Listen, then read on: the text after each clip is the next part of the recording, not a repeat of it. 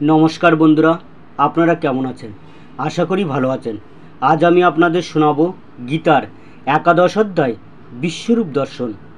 গীতা মনোযোগ সহকারে শ্রবণ করলে মনে শান্তি আসে এবং সংসারে সুখ শান্তি বৃদ্ধি পায়। চ্যানেলের পক্ষ থেকে সবাইকে প্রীতি ও শুভেচ্ছা জানিয়ে শুরু করছি আজকের বিষয় গীতার একাদশ অধ্যায় বিশ্বরূপ দর্শন।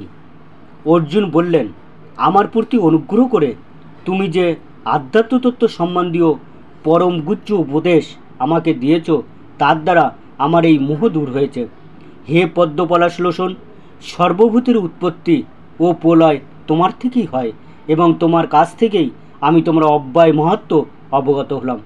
হে পরমেশ্বর, তোমার সম্বন্ধে যে রূপ বলেছ, যদিও আমার সম্মুখে তোমার সেই রূপেই দেখতে পাচ্ছি, তবু হে পুরুষোত্তম, তুমি যেভাবে এই বিশ্বে প্রবেশ করেছ, আমি তোমার সেই ঐশ্বর্যময় রূপ দেখতে ইচ্ছা করি। হে প্রভু, তুমি যদি মনে করো যে আমি তোমার এই বিশ্বরূপ দর্শন করার যোগ্য, তাহলে যজ্ঞেশ্বর আমাকে তোমার সেই নিত্যস্বরূপ দেখাও। শ্রী ভগবান বললেন, হে পার্থ, নানা বর্ণ ও নানা আকৃতি বিশিষ্ট শত শত ও সহস্র সহস্র আমার বিভিন্ন দিব্য রূপস্বরূপ দর্শন করো। হে ভারত, দ্বাদশ আদিত্য, অষ্টবসু, একাদশ রুদ্র, অশ্বিনী কুমারদ্বয়, ৪৯ মরুত এবং অনেক অদৃষ্টপূর্ব আশ্চর্য রূপ দেখো। হে অর্জুন, আমার এই বিরাট শরীরে একত্রে অবস্থিত সমগ্র স্থাবর জঙ্গমাত্মক বিশ্ব এবং অন্য যা কিছু দেখতে ইচ্ছা করো তা এক্ষণে তুমি দর্শন করো, কিন্তু তুমি তোমার বর্তমান চক্ষুর দ্বারা আমাকে দর্শন করতে সক্ষম হবে না। তাই আমি তোমাকে দিব্যচক্ষু প্রদান করছি, তুমি আমার অচিন্ত্য যজ্ঞেশ্বর দর্শন করো। সঞ্জয় বললেন, হে রাজন, এইভাবেই বলে মহান যজ্ঞেশ্বর ভগবান শ্রীকৃষ্ণ অর্জুনকে তার বিশ্বরূপ দেখালেন। অর্জুন সেই বিশ্বরূপ, অনেক মুখ, অনেক নেত্র, অনেক অদ্ভুত দর্শনীয় বস্তু দেখলেন। সেই রূপ অসংখ্য দিব্য অলঙ্কারে সজ্জিত ছিল এবং অনেক উদ্ধত দিব্য অস্ত্র ধারণ করেছিল। সেই বিশ্বরূপ দিব্যমালা ও দিব্য বস্ত্রে ভূষিত ছিল এবং তার শরীর দিব্য গন্ধ দ্বারা অনুলিপ্ত ছিল। সবই ছিল অত্যন্ত আশ্চর্যজনক, জ্যোতির্ময়, অনন্ত, সর্বব্যাপী। যদি আকাশে সহস্র সূর্যের প্রভা যুগপৎ উদিত হয়, তাহলে সেই মহাত্মা বিশ্বরূপের প্রভাব কিঞ্চিত তুল্য হতে পারে। তখন অর্জুন পরমেশ্বর ভগবানের বিশ্বরূপে নানাভাবে বিভক্ত সমগ্র জগৎ একত্রে অবস্থিত দেখলেন। তারপর সেই অর্জুন বিস্মিত ও রোমাঞ্চিত হয়ে এবং অবনত মস্তকে ভগবানকে প্রণাম করে করজোড়ে বলতে লাগলেন। অর্জুন বললেন, হে দেব, তোমার দেহে দেবতাদের, বিবিধ প্রাণীদের, কমলাসনে স্থিত ব্রহ্মা, শিব, ঋষিদের ও দিব্য সর্পদেরকে দেখছি। হে বিশ্বেশ্বর, হে বিশ্বরূপ, তোমার দেহে অনেক বাহু, উদর, মুখ এবং সর্বত্র অনন্ত রূপ দেখছি। আমি তোমার আদি, মধ্য এবং অন্ত কিছুই দেখতে পাচ্ছি না। কিরীটি শোভিত, গদা ও চক্রধারী, সর্বত্র দীপ্তিমান, তেজপুঞ্জ স্বরূপ, দুর্নিক্ষ প্রদীপ্ত অগ্নি ও সূর্যের মতো প্রভাবিশিষ্ট এবং অপ্রেমেয় স্বরূপ তোমাকে আমি সর্বত্র দেখছি। তুমি পরম ব্রহ্মা এবং একমাত্র জ্ঞাতব্য, তুমি বিশ্বের পরম আশ্রয়, তুমি অব্যয়, সনাতন ধর্মের রক্ষক এবং সনাতন পরম পুরুষ। এই আমার অভিমত। আমি দেখছি তোমার আদি, মধ্য এবং অন্ত নেই। তুমি অনন্ত বীর্যশালী এবং অসংখ্য বাহু বিশিষ্ট এবং চন্দ্র সূর্য তোমার চক্ষুদয়, তোমার মুখমণ্ডলে প্রদীপ্ত অগ্নির জ্যোতি এবং তুমি স্বীয়তে যে সমস্ত জগৎ সন্তপ্ত করেছ। তুমি একাই স্বর্গ এবং মর্তের মধ্যবর্তী অন্তরিক্ষ এবং 10 দিক পরিব্যাপ্ত করে আছো। হে মহাত্মন, তোমার এই অদ্ভুত ও ভয়ঙ্কর রূপ দর্শন করে ত্রিলোক অত্যন্ত ভীত হচ্ছে। সমস্ত দেবতারা তোমার শরণাগত হয়ে তোমাতেই প্রবেশ করছেন। কেউ কেউ ভীত হয়ে করজোড়ে তোমার গুণগান করছেন। মহর্ষি ও সিদ্ধরা জগতের কল্যাণ হোক বলে প্রভুর স্তুতি বাক্যের দ্বারা তোমার স্তব করছেন। রুদ্রগণ, আদিত্যগণ, সাধ্য নামক দেবতারা, বসুগণ, বিশ্বদেবগণ, অশ্বিনী কুমারদ্বয়, মরুতগণ, পিতৃগণ, গন্ধর্বগণ, যক্ষগণ, অনুসরণ ও সিদ্ধগণ সকলেই বিস্মৃত হয়ে তোমাকে দর্শন করছে। হে মহাবাহু, বহু মুখ, বহু চক্ষু, বহু বাহু, বহু উরু, বহু চরণ বহু উদর ও অসংখ্য করাল দন্ত বিশিষ্ট তোমার বিরাট রূপ দর্শন করে সমস্ত প্রাণী অত্যন্ত ব্যথিত হচ্ছে এবং আমিও অত্যন্ত ব্যথিত হচ্ছি। হে বিষ্ণু, তোমার আকাশ স্পর্শী তেজময় বিবিধ বর্ণযুক্ত বিস্তৃত মুখমণ্ডল ও উজ্জ্বল আয়ত চক্ষু বিশিষ্ট তোমাকে দেখে আমার হৃদয় ব্যথিত হচ্ছে এবং আমি ধৈর্য ও সম অবলম্বন করতে পারছি না। হে দেবস, হে জগনিবাস, ভয়ঙ্কর দন্তযুক্ত ও পোলায়াগ্নি তুল্য আমার মুখ সকল দেখে আমার দিকভ্রম হচ্ছে এবং আমি শান্তি পাচ্ছি না। তুমি আমার প্রতি প্রসন্ন হও। ধৃতরাষ্ট্রের পুত্রেরা, তাদের মিত্র সমস্ত রাজন্যবর্গ এবং ভীষ্ম, দ্রোণ, কর্ণ এবং আমাদের পক্ষের সমস্ত সৈন্যরা তোমার করাল দন্ত বিশিষ্ট মুখের মধ্যে দ্রুত বেগে প্রবেশ করছে এবং সেই দন্ত মধ্যে বিলগ্ন হয়ে তাদের মস্তক চূর্ণিত হচ্ছে। নদী সমূহ যেমন সমুদ্রাভিমুখে প্রভাবিত হয়ে সমুদ্রে প্রবেশ করে, তেমনি নরলোকের বীরগণ তোমার জ্বলন্ত মুখবিবরে প্রবেশ করছে। পতঙ্গগণ যেমন দ্রুত গতিতে ধাবিত হয়ে মরণের জন্য জ্বলন্ত অগ্নিতে প্রবেশ করে, তেমনি এই লোকেরাও মৃত্যুর জন্য অতিবেগে তোমার মুখবিবরে প্রবেশ করছে। হে বিষ্ণু, তুমি তোমার জ্বলন্ত মুখসমূহের দ্বারা সকল লোককে গ্রাস করছো এবং তোমার তেজরাশির দ্বারা সমগ্র জগৎকে আবৃত করে সন্তপ্ত করছো। উগ্রমূর্তি তুমি কে? কৃপা করে আমাকে বলো। হে দেবশ্রেষ্ঠ, তোমাকে নমস্কার করি, তুমি প্রসন্ন হও। তুমি হচ্ছ আদিপুরুষ। আমি তোমার প্রবৃত্তি অবগত নই, আমি তোমাকে বিশেষভাবে জানতে ইচ্ছা করি। শ্রী ভগবান বললেন, আমি লোকক্ষয়কারী প্রবৃদ্ধকাল এবং এই সমস্ত লোক সংহার করতে এক্ষুনি প্রবৃত্ত হয়েছি। তোমরা ছাড়া উভয় পক্ষীয় সমস্ত যোদ্ধারাই নিহত হবে।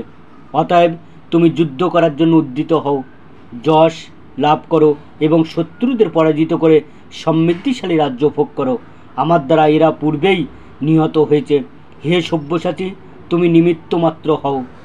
ভীষ্ম, দ্রোণ, কর্ণ, জয়দ্রথ এবং অন্যান্য যুদ্ধবীরগণ পূর্বেই আমার দ্বারা নিহত হয়েছে। সুতরাং তুমি তাদেরই বধ করো এবং বিচলিত হও না। তুমি যুদ্ধে শত্রুদের নিশ্চয়ই জয় করবে, অতএব যুদ্ধ করো। সঞ্জয় ধৃতরাষ্ট্রকে বললেন, হে রাজন, ভগবান শ্রীকৃষ্ণের এই বাণী শ্রবণ করে অর্জুন অত্যন্ত ভীতু হয়ে কম্পিত কলবরে কৃতাঞ্জলিপুরে প্রণাম করে গদগদ বাক্যে শ্রীকৃষ্ণকে বললেন।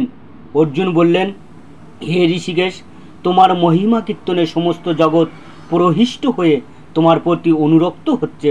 রাক্ষসেরা ভীত হয়ে নানা দিকে পলায়ন করছে এবং সিদ্ধরা তোমাকে নমস্কার করছে। এই সমস্তই যুক্তিযুক্ত।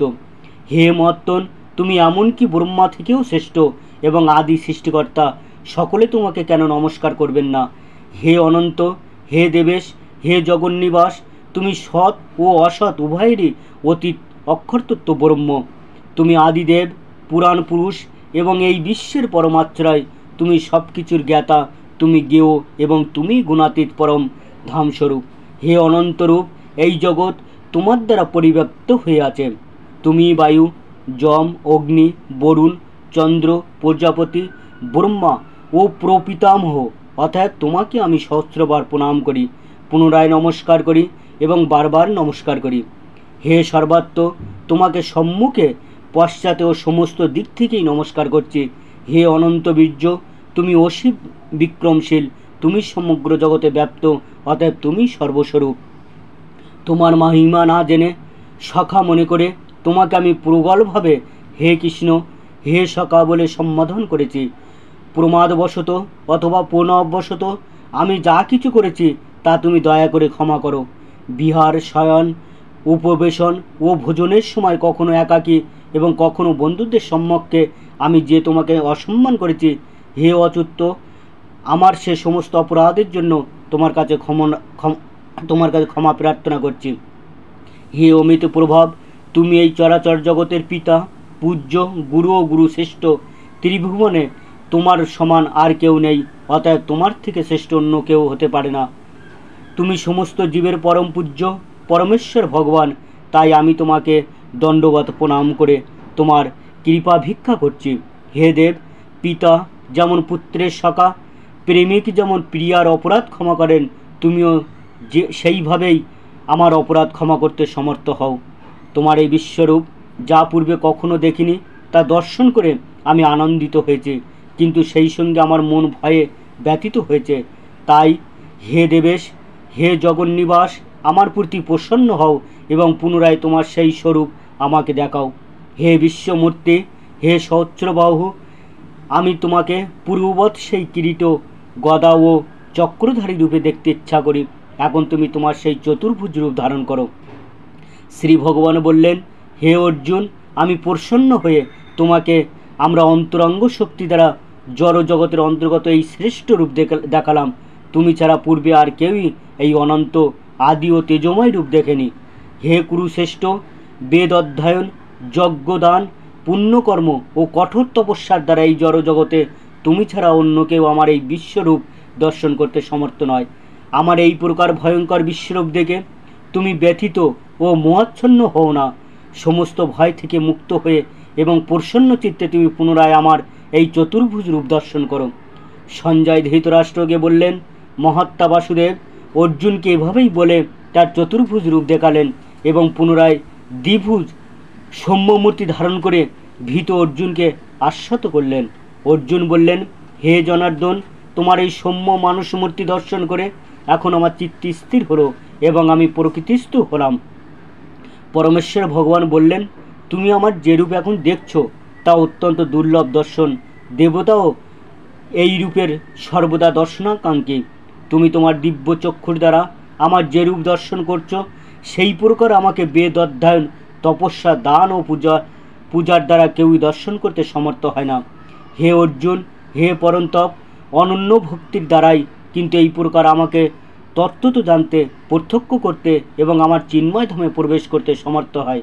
হে অর্জুন, যিনি আমার অকৈতব্য সেবা করেন, আমার প্রতি নিষ্ঠাপরায়ণ, আমার ভক্ত, জড় বিষয়ে আসক্তি রহিত এবং সমস্ত প্রাণীর প্রতি শত্রুভাব রহিত, তিনি আমাকে লাভ করেন। ঠিক আছে বন্ধুরা, আজ এই পর্যন্ত। আবার আপনাদের সঙ্গে দেখা হবে গীতার দ্বাদশ অধ্যায়ের সঙ্গে। সেই পর্যন্ত আপনারা সবাই ভালো থাকবেন, সুস্থ থাকবেন। আর এই রকম গীতার সমগ্র 18 অধ্যায় শ্রবণ করার জন্য চ্যানেলটি সাবস্ক্রাইব, লাইক এবং শেয়ার করবেন আপনার আত্মীয়স্বজন এবং বন্ধুবান্ধবদের কাছে। আর পাশে থাকা বেল আইকনটি প্রেস করতে ভুলবেন না, যাতে করে এই রকম ভিডিও আপলোড করার সঙ্গে সঙ্গে নোটিফিকেশান আপনার কাছে পৌঁছাতে পারে। নমস্কার।